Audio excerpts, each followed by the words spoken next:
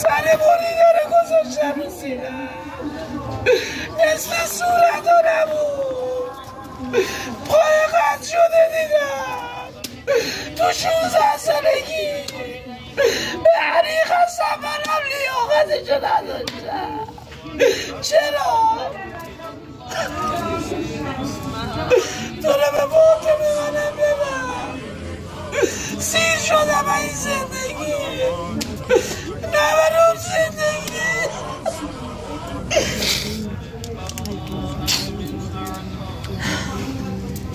به قرآن هر روز خوابتون رو میبینم ولی چرا منو نمیبری؟ چرا همه من چی کار کردم؟ به خدا بیگناه بودم منم الان گناه کنم